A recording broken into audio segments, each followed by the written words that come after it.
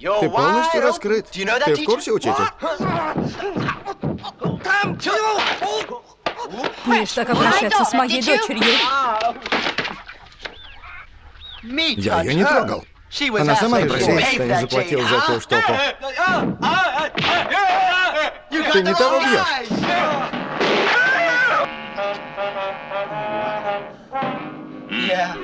Да, я умею читать.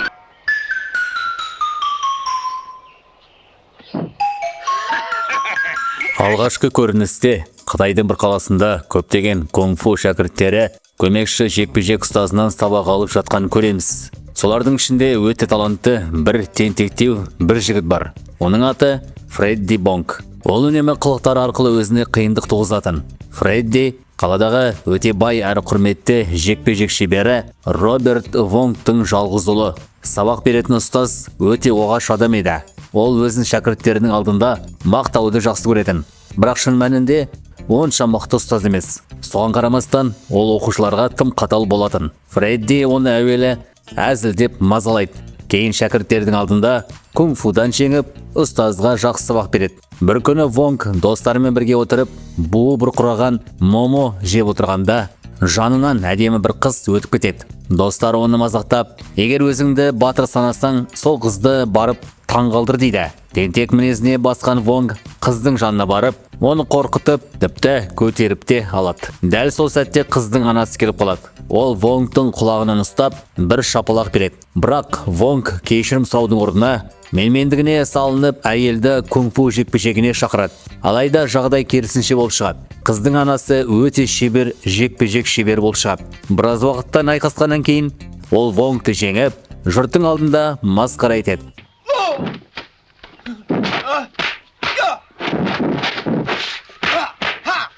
Ашуға булыққан Вонг сол жерден қашып кетеді. Бір күні қаладағы бай саудагердің бұзақы ұлы базарда серігімен жүріп, кедей сатушыдан бір әшекей сатып алады. Бірақ ол заттың ақысын дұрыс төлемейді. Кедей сатушы әділ бағасын талап еткенде, әлгі жігіт берген ақшасын қайтарып алып қана қоймай, әшекейді жерге лақтырып сындырады. Тіпті сатушыны өз ұлының көзінше ұрып тастайды. Дәл сол кезде ол жерге Вонг келеді. Ашуланған ол әлгі бұзақыны кунг-фу жекпе-жегіне шақырады. Екеуінің арасында қатты төбелес басталады. Тіпті қарсыласы қылышты шығарады. Бірақ Вонгтың шеберлігі жоғары болып, ол қарсыласын қатты соққыға жығып, сүйектерін сындырып тастайды. Тебе повезло. Похоже, я промахнулся, хотя цель так близка. Келесі көріністе Вонг бұрын әдепсіздік жасаған ана мен қызды көреміз. Олар Вонгтың әкесі Роберт Вонгтың үйіне келген екен. Сөйтсе олар туыстар болып шығады. Вонг оларды әкесінің алдында көргенде қатты ұялады. Анасы Роберт Вонгқа баласының барлық бұзақылықтарын айтып береді.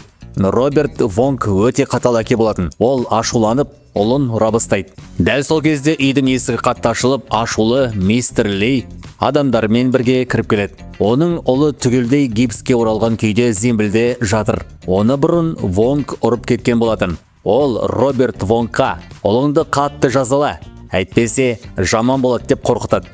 Әкесі мән-жайды толық білмей, ұлын таяқпен ұрмақ болады. Бірақ қыздың анасы оны тоқтатып, алдымен істің мән-жайын біліп алған дұрыс дейді. Мистер Ли ашуланып, өзінің бір адамына Фредди Вонгпен төбелесуді бұйырады. Қатты жекпе-жек басталады. Ұзақ күрестен кейін Фредди өзінің шеберлік арқасында қарсыласын жеңеді.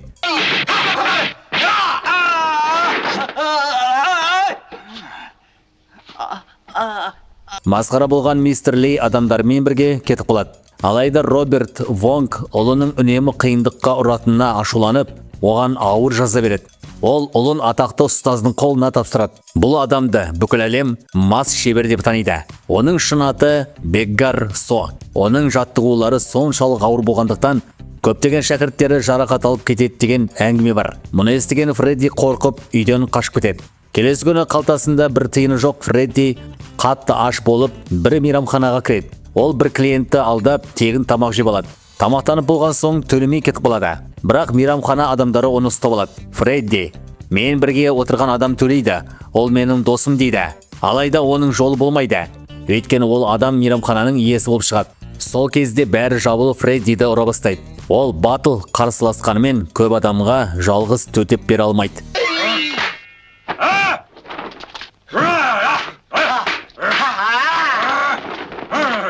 Дәл сол сәтте бұрышта тыныш отырған Бек Гарсо, әйгілі мас шебер, бәрін көріп отырады. Ол араласып өзінің ерекше кунг-фу техникасымен барлық адамды оңай жеңеді. Содан кейін ол Фреддиді өз қамқорлығына алып, қатал жаттығуды бастайды. Бұл жаттығулар Фредди өмірінде көрмегендей ауыр болады.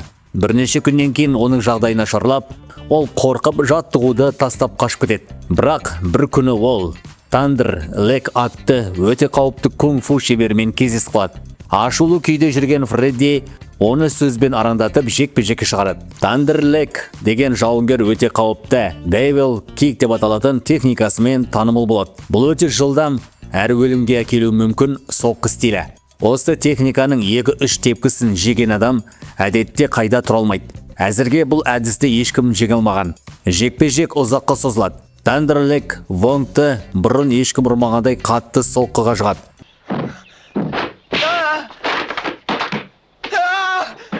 Не подходи.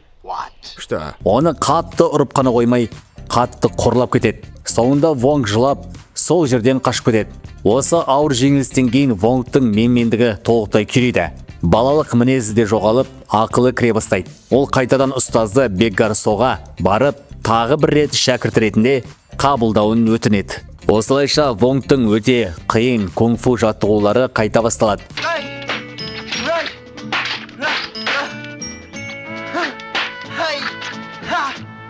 Бұл жаттығулардың ерекшелігі барлығы табиғи әдістермен жасалады. Ағаштан, бамбуктан жасалған заттар мен күнделікті тұрмыстағы бұйымдар пайдаланылады. Ешқандай спорт зал құралдары қолданылмайды. Шынымен де кунг-фу жаттығуларын көру өте қызықты болады. Бір күні ұстаз бен шәкірт базарға барып, бір ойын ойнайды. Ойынның шарты бір тиынды бір тостағанның астына жасырып, кейін бірнеше тостағанды жылдам араластырады. Соңында тиын қай тостағанның ішінде екенін табу керек. Бұл ойын көздің шапшаңдығына байланысты. Бек Гарсо әр ойнаған сайын жеңіп шығады. Соңында бір таз бас адам келіп, оны жеңу үшін алдамақ болады. Бірақ Бек Гарсо оның айласын байқап қояды. Ашуланған таз бас адам кунг-фу жекпе-жегін бастайды. Оның басты қаруы өте қатты басымен соғу. Вонг ұстазын қорғау үшін араласып, әлгі адамды жеңіп тастайды. Бірнеше күннен кейін әлгі таз адам өзінің досы Бамбук Кинг деген жауынгерді ертіп келеді. Ол үнемі бамбук таяғымен соғысатын қауіпті шебер болады. Сол кезде Вонг үйде болмайды. Ал Бек Гарсоның денсаулығы нашар еді. Бамбук Кинг ұстазға шабуыл жасайды. Бек Гарсо дұрыс шайқаса алмай қалады. Бірақ дәл сол сәтте Вонг келіп, ұстазын құтқарып қалады. Ашуланған Бамбук Кинг оларды балағаттап кетіп қалады. Сол түні Вонг ұстазынан кешірім сұрайды. Өз ұстазының қорлағанына қатты ұялады. Шәкіртінің шын өзгергенін көрген Бек Гарсо оған ең құпия техникасын үйретеді. Бұл техника мас шебер деп аталады екен. Бұл 8 улы кунг-фу шеберінің әдістері жазылған кітап. Оның ерекшелігі жекпе-жек кезінде адам мас адам сияқты теңселіп, шатасқандай қозғалады. Бірақ дәл сол қозғалыстар қарсыласқа күтпеген соққы жасауға мүмкіндік береді. Егер бұл техниканы адам шынымен аздап ішіп алған күйде қолданса, оның күші одан да артады екен. Вонг 7 техниканы толық меңгереді. Бірақ 8-шісі Drunken Miss Ho деп аталатын әйел стилін үйренгісі келмейді. Өйткені ол қыздың бейне ұқсас қозғалыстардан ұялады. Бірнеше ай жаттыққаннан кейін Вонг ұстазына жасалған қорлық үшін Бамбук Кингтен кек алуға барады. Екеуінің арасында өте қатты жекпе-жек болады. Вонгтың шеберлігі қатты өсіп кеткен еді. Ол Бамбук Кингті оңай жеңеді. Содан кейін Вонг біраз шарап ішіп, мас шебер атты техникасының шынайы күшін көрсетеді.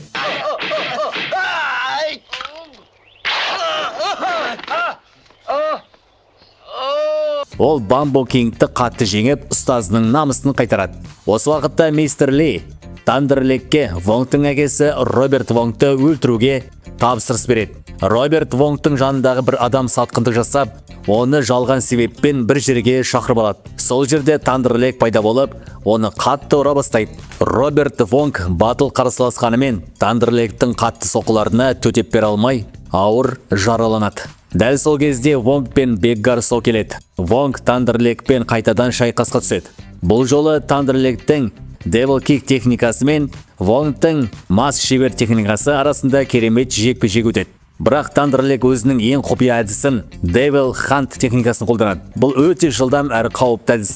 Вонг қайтадан соққы жей бастайды. Сонда Бекгарсо айғайлап, егер сен 8-ші техниканы үйренгенде мұндай жағдай болмас еді дейді. Бірақ ол әлі кеш емес екен айтып, 7 техниканы біріктіріп соңғы стильдің өз нұсқасын ойлап табуды кеңес береді. Вонг тағы біраз ішіп, жаңа ерекше техника ойлап табады. Бұл бұрын ешкім көрмеген қауіпті стиль еді. Осы жаңа әдіспен ол Тандерлекті жеңіп, қатты соққыға жығады. Ақырында ол әкесінің құрметіне ие болады. Осылайша фильмнің соңы да келеді.